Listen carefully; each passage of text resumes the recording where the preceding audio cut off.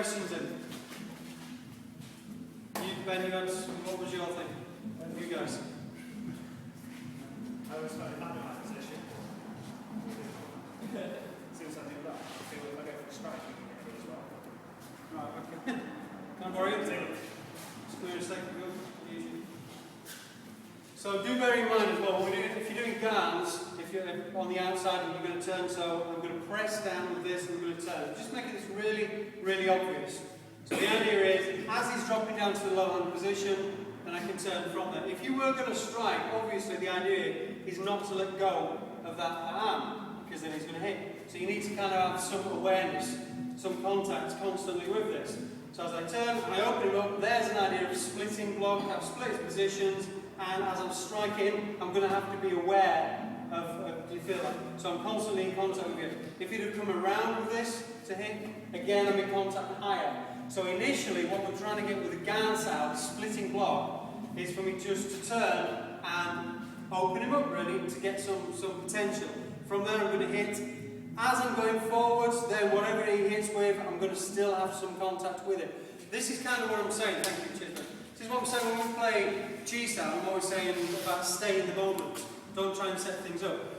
There is no perfect technique. You know, as soon as you get a position, go for the hit. Something might happen while you're on that journey. Don't think that you're always just going to get that strike in.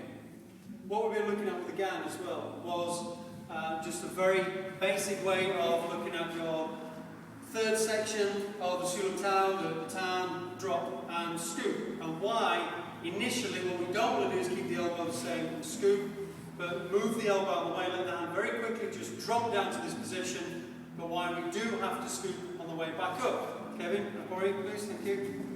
So again, looking at this in a Chi Sau example, if I've turned with this and an elbow might be coming in, then of course what we've got is my high hand is a fox out, or actually ding sau, vertical bridge on arm. We'll refer to this as double fox out. So my high hand, the contact and feeling that I have is actually no different to that of a high Garn. So on the next roll down, I can turn and press. This would obviously represent my low Garn position. If an elbow strike came in, I could scoop with the Tan. Joe, you felt that this wasn't working. Yeah, I was trying to. Can I get you to do that technique again? Ben, it was with you, wasn't it? Thanks, David. So just come out, if you will. And I want you to do the same technique again, if you will. Alright, you know what I'm looking for, I think, because you just did a mistake. Yeah, if you will. And see if anyone can notice. So he doesn't feel, so do your technique, and he feels he's not really very effective with that follow-up.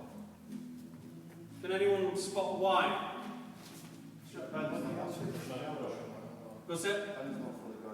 He's not fully going in with the elbow. So again, it comes to that same thing. I'm always saying the same two things to you. If ever a technique works, did you step in then?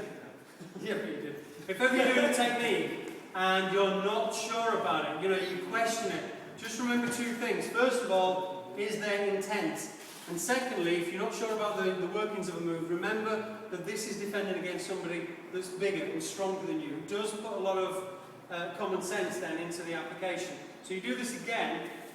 So what we do now, and you sit with the Garn, if you sit right in and pop him, now he's much closer, and you can hit.